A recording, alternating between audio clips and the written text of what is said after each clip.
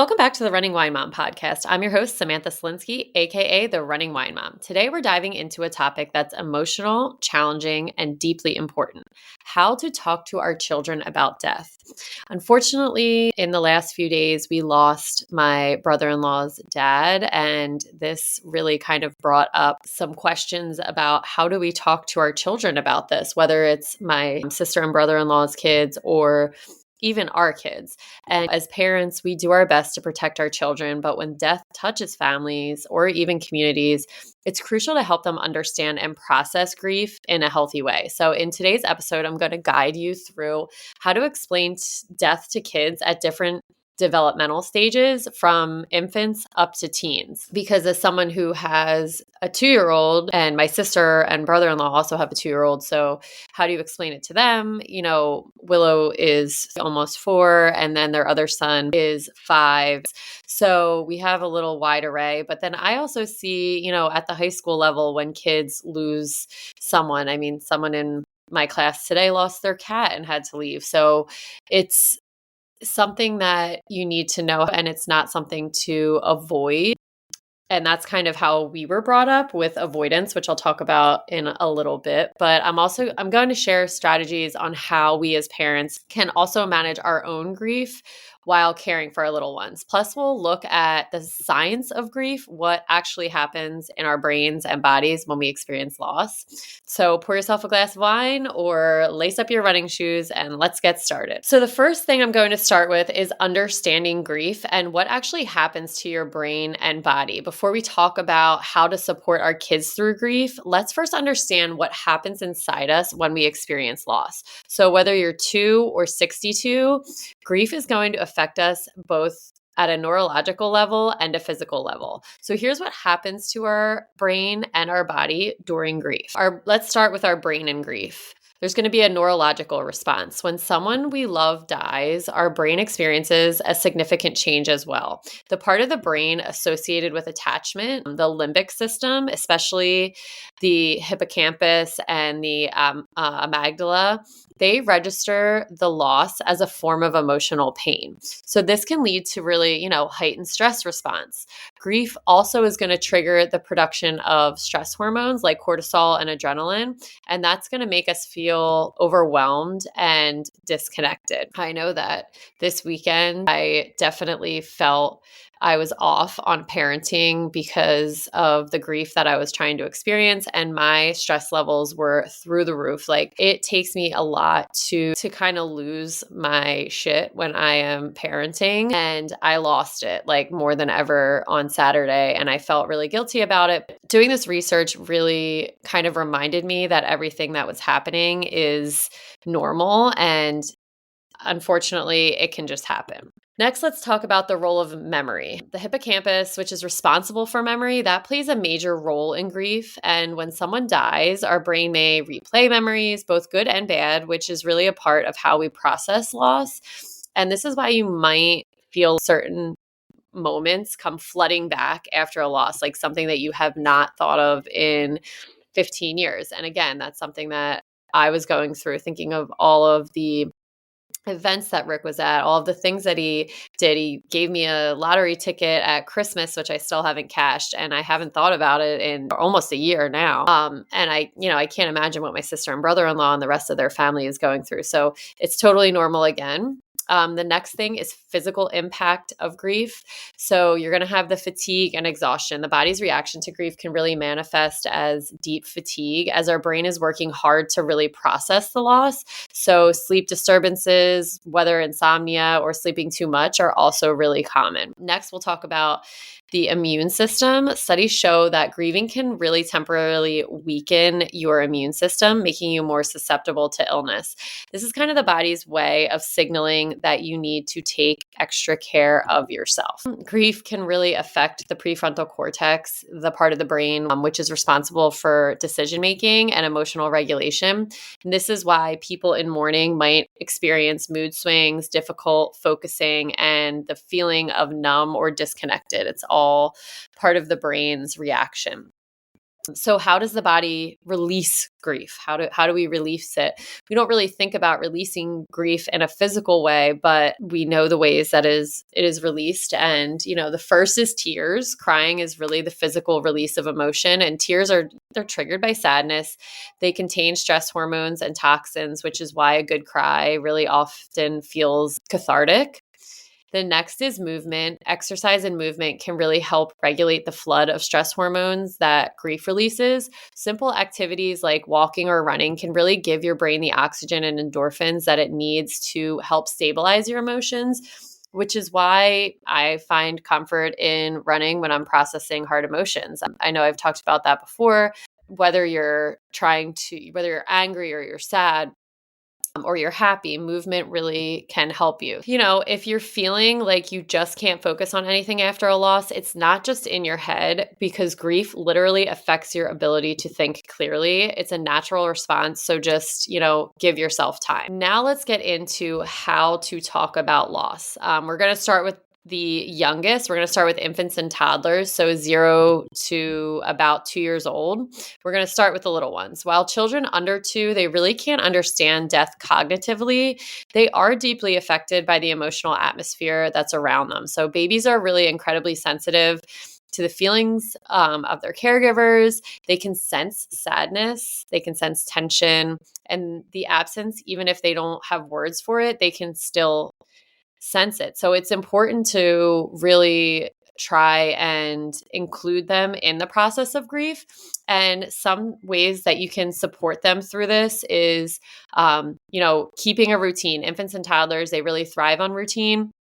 And if there's been a major loss, try to keep daily routines as consistent as possible. Even small disruptions, they can feel overwhelming for them. So try and keep them on regular naps, feeding schedule, comforting them during bedtime rituals. That's all going to help them to stay in control of themselves. And, if you, I will talk about later, if you as a caregiver can't take control of yourself dealing with emotion, having your children in a routine is going to keep them kind of a little bit more in line, and therefore going to help you to deal with grief a little bit better. Obviously, physical comfort with them. Infants respond to physical reassurance. So holding them, cuddling them, carrying them as much as possible. Your touch is going to provide that sense of safety for them. A lot of us kind of retreat during when we are trying to grieve, but making sure that we're going to them for comfort. And we know that those babies are the best cuddlers, and they can give us the comfort that we also need. So answering their grief, while children this age, they won't ask questions directly, but they may become fussier or have trouble sleeping, and they may not understand the loss, but again, they're going to feel that emotional absence. So for example, if your toddler keeps looking for your deceased family member, you can say something like, "Grandma isn't here anymore, but we can still think about her and talk about how much we loved her." So being simple, being honest. Toddlers showing their grief in their bodies, it might manifest physically through regressions, maybe in potty training or eating habits, or through extra clinginess. And again, just being patient and offering them reassurance. So now let's move on to preschoolers age 2 to 5. And that's really the age range that my family was kind of working with. And we were all kind of trying to figure out, what do we do? What do we say? How are we even going to understand this? But children at this age, they are just kind of beginning to understand the world. And they may view death as reversible or like temporary. They may think of death in terms of sleeping, or believe the person maybe will come back. So how can we support them through this grief? Concrete, simple explanations. So use clear and simple language, but avoid phrases like "they went to sleep" or "they went away," because this can really confuse them and cause fear of sleep or abandonment, really. I know the way that I kind of talked to Willow about it was, we watched movies. She was talking about Moana and how the grandmom died. And, she told my husband, well, the grandma didn't go to heaven. She went under a blanket. So she was thinking literal. And whether you believe in an afterlife or not, we do. So we kind of said, well, Pop-Up Rick is in heaven. And my daughter couldn't really make that connection, but then we talked a little bit about the Lion King and the Circle of Life, and that was a little helpful as well because we said that Simba's dad was in the sky and we saw him in the clouds, and we just got back from flying, and so we kind of talked about heaven being up there. And again, this is going to be very individual for each family, but that's kind of what worked for us. Also, we know with everything, repetition works with young children, so it's not going to be any different in grief. Young children, they really need to hear things multiple times to understand. So be prepared for them to be asking repetitive questions like, where did they go? Or will they come back? And even though you've answered it, they may still ask you multiple times. Creative expression at this age, children in this age group, they express emotions through play and art. So providing opportunities for them to draw, to role play, or like use toys to work through their emotions, that's really helpful. So let's talk about answering their questions. So I know, again, these were kind of questions that my daughter asked. So what does dead mean? That's the biggest thing. And that was the scariest thing because I know I didn't want to say, well, like, it's when someone's old, because we know that's not really true as well. The way to explain it, what death is very simple. The definition: when someone dies, their body stops working. So they don't breathe, they don't eat, they don't move anymore. It means we won't see them again, but we can remember them in our hearts. A very simple definition, not going too far into it. And you really don't have to go into exactly the details of what happened, depending on what it is, because again, this can kind of cause fear in them. And then they're going to ask you, where did they go? And the answer to that we kind of said was, when people die, they don't come back, but we can still love them and remember all the happy times that we shared. So here's an example. If your child asks, like, when is grandma coming back? You could respond gently just by saying, grandma isn't coming back because when someone dies, their body stops working, but we can still look at pictures of her and talk about her whenever you want. So that would be an easy response to tell your toddler. Again, they may respond to grief at this age in different ways through their body. You might notice physical reaction to grief, like they could start to have stomach aches, change in appetite, or even, again, regression in behavior like bedwetting or thumb sucking. And these are all normal responses to stress. So, don't get too stressed about that. Next, we're going to talk about school-age children. So maybe like 6 to 10 years old. So children age 6 to 10, they have more of a concrete understanding of death, and they start to really grasp that death is final. But this realization can really bring up new fears, like worrying about their own death or the death of other loved ones. So how can we support this grief in them? First is just having open conversations.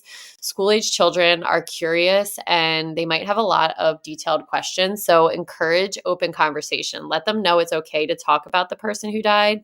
And it's okay to cry or to be upset as well. You also want to provide reassurance, because this age group, they may start to develop anxieties about safety and death. So reassure them that death doesn't happen to everyone all at once, and that most people live long, healthy lives. You could do creative memorials, encourage them to find ways to memorialize the person who died. And this could be through a memory box. It could be through creating art or writing stories about a loved one. Those are all really helpful. So let's talk about answering questions that these kids, this age group, 6 to 10, may start asking. So first is, why did they die? A simple answer would be, sometimes people die when they get very sick or when their body can't work anymore. It's no one's fault, and it's something that happens to everyone eventually. At this age, they might ask, will I die too? And you can simply answer, yes, one day, but most people live for a very long time. So right now you are safe, and we're doing everything to keep you healthy. And so that's going to be a great reassurance for them that you are there and you're doing everything to keep them healthy, and putting the perspective of that. So now let's do a little example. If a child asks, what happens when you die? You could simply say, different people believe different things. Some people believe in heaven. Some people believe in being remembered by those they love. And we can think about what feels right for you. So again, if you are someone who believes in heaven or the afterlife, but maybe your kids don't, that's okay too. It can kind of be an opportunity for them to kind of start thinking, do they believe in heaven? Do they believe in an afterlife? Or do they believe in reincarnation? Oh, it's conversations that you can have. Next, we're going to talk about grief in the body for this age group. It may show up in trouble concentrating at school, stomach aches, or even really behavioral changes like withdrawing from friends. So again, encourage physical activity to help manage some of the stress that grief puts on the body. And at this age, they could probably do some journaling as well, or drawing or coloring. That would be helpful to kind of get some of that stress out of their body. Next, we're going to talk about preteens, ages 10 through 12, and they're really beginning to grapple with more complex emotions. We know that that age group is very emotional to begin with, but when there's death involved, they may start to ask deeper and essential questions about the meaning of life and death. They're also likely to internalize their grief they're also either internalize their grief or express it through anger, isolation, or even rebellion. So watch out for those signs. So how can we support their grief? First is validating their emotions. Let them know what they're feeling is normal, because preteens, they may feel embarrassed by their grief or unsure how to express it. Remind them that crying or feeling angry is okay. I actually remember when I was in fourth grade, I had a classmate pass away from cancer, and no one really sat me down. Maybe they did. I don't know. But I don't remember anyone sitting me down. I remember going to the viewing with my mom and one of her friends, and we just walked through. And then I remember dropping my mom's friend off, and then I started crying. But there wasn't any real conversation around it. I think my parents kind of just didn't know how to deal with it maybe themselves. But I think that kind of is something that maybe stuck with me, and I still have a hard time dealing with grief. So use it as an opportunity to really validate them and spend extra time with them, but also give them space for reflection, because preteens, they may prefer to grieve privately. Allow them time to process their feelings alone, but make it clear you're available if they want to talk. And again, that's kind of hard because like I said, maybe that's what my parents were doing. They were giving me space, but I didn't really know how to verbalize that I needed to talk about it. And that was something that was kind of lost in that moment.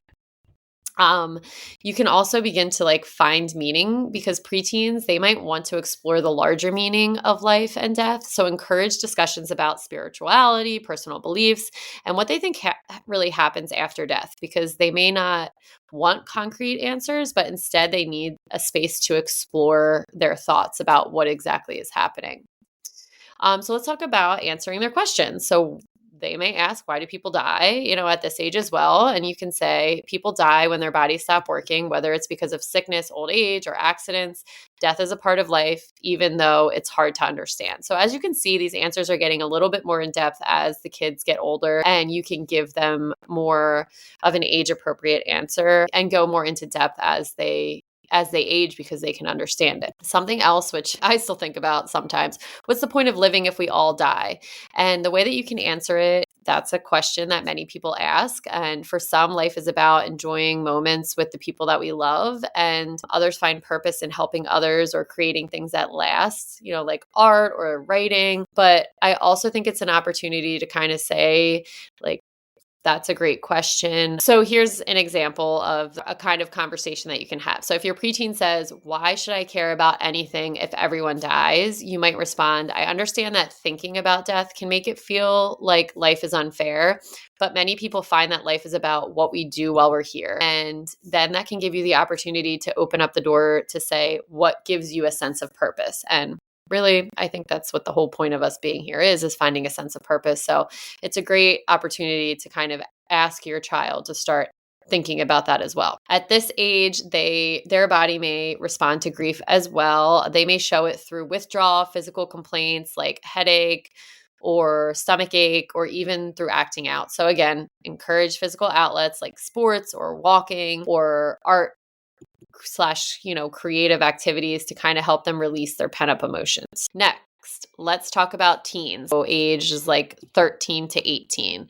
Teens have a much more developed understanding of death, but that doesn't necessarily make it easier for them to cope. So they may try to suppress their emotions or distance themselves from the family to kind of process things alone. So how can we support their grief?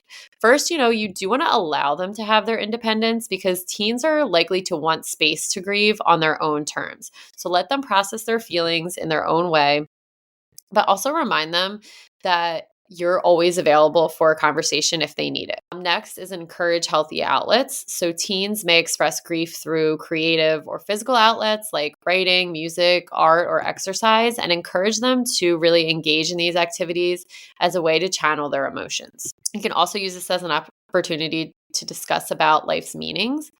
Many teens, they may question the purpose of life and death and encourage open-ended discussions where they can explore these without judgment. Some questions that they may ask: what happens when we die? And you can, again, respond. Different people believe different things. Some think we go to heaven. Some believe in reincarnation. And others believe we live on through the memories of those who loved us. Another question that a lot of teens may ask: why do bad things happen to good people? Simple answer: that's one of life's hardest questions. Sometimes things happen that are outside of our control, and it's okay to feel upset or confused. And then simply ask them, what do you think about that? And they're either going to say, I don't know, or they may have some sort of response to it, but it's something to ask them. So here's an example. If your teen asks, how am I supposed to move on? You might respond, grief takes time and there's no right way to move forward. It's okay to take things one day at a time and to feel sad, angry, or confused along the way. Teens may also have physical and emotional responses. They may suppress their grief, which that can result in emotional numbness or risky behaviors at this age. So be mindful of this and provide a safe environment for them to talk openly or to engage in positive activities that help release built up emotions. All right, so the last part that we're going to kind of talk about is how parents can grieve while managing young children, because I know that was something that my sister and I talked about. Their 2-year-old was very needy, obviously, over the time that they're trying to grieve, and you're trying to process this, but also your kid needs a snack or your kid needs this, and it doesn't give you that extended period of time, whether it's 5 minutes or 5 days. It just depends on what you need to kind of reflect, and you may kind of lose that moment. So really, one of the hardest parts of losing someone is navigating our own grief while we're still caring for our kids. We might feel overwhelmed. We might feel exhausted. We might feel emotionally drained, yet our children still need us to guide them through their own grief. So it's a delicate balance, and it's really essential to remember that you don't have to be perfect in this process because you're just figuring it out as well. So some tips for managing your grief while you're caring for kids, the simple, what everybody says in parenthood in general, but self-care is really essential. You will probably feel guilty about focusing on yourself, but it is vital for both you and your kids. So even if it's just a simple short walk, maybe journaling, taking a couple moments to breathe, any small act of self-care is going to help you cope a little bit more. Be honest about your feelings. It's okay to let your children see you grieve. Like, you do not have to be strong for them. By modeling healthy grief, you're teaching them that it's normal to be sad or emotional after a loss. So you can say things like, I'm feeling really sad because I miss grandpa, and that's okay. You don't have to be strong in this moment. And it's great, just like we like to our kids to see us make mistakes, it's okay to let them see you grieve because that's how they learn. Next is ask for help. Lean on your support system, whether it's family, friends, or even a grief counselor. It's okay to ask for help when you need it. You don't have to do this alone. Balancing your needs and theirs. So understand that you and your child might grieve in different ways. You might need quiet time while your child wants to play or ask questions. So try to honor both your needs, finding moments for personal reflection while also being present for your child. So for example, you might say to your child, I'm feeling really sad today because I miss grandma. It's okay for us to feel sad sometimes, and we'll get through this together. Physical health and grief. So again, don't forget that grief takes a toll on your physical health too. It's easy to neglect the basic needs, sleep, nutrition, and exercise, but even small efforts like drinking enough water or getting outside, even if it's not for a walk, just getting outside, they can really make a difference. So those are some tips for that. All right. So in today's episode, we've covered a lot of ground on how children understand death at different stages of development, the physical and emotional toll of grief, and how we as parents can navigate our own grief while supporting our kids. Grieving is really hard and it really does look different for everyone. But honesty, openness, and patience, those are all ways that we can help our children and ourselves find a path through it. Remember, you don't have to have all the answers. It's okay to say, I don't know, or I'm feeling sad too, because what matters is being present, listening, and creating a safe space for your child to process the emotions. All right, so that is going to end this episode of the Running Wine Mom podcast. Thank you for joining me today. If you have any questions or need further resources, don't hesitate to reach out.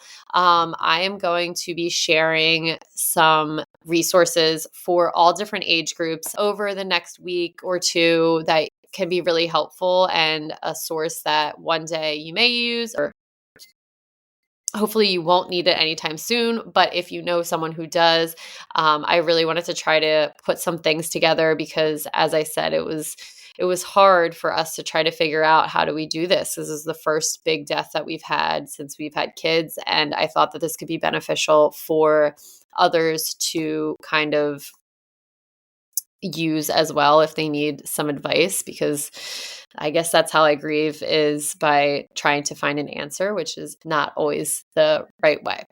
And as always, if you enjoyed this episode, please consider subscribing, leaving a review, and sharing it. You can follow me on Instagram at @therunningwinemom_. And as I mentioned, this week I will be sharing different resources for different ages on what you can do if maybe you don't have the energy to answer all the questions. There are plenty of books, plenty of shows, plenty of ways that you can allow your kids to how to deal with grief if you don't feel like you can do it all, which is totally okay as well. So thank you so much for joining me today. Remember, you are strong, you are capable, and you are all amazing. Until next time, keep running, keep sipping, and keep enjoying life and motherhood.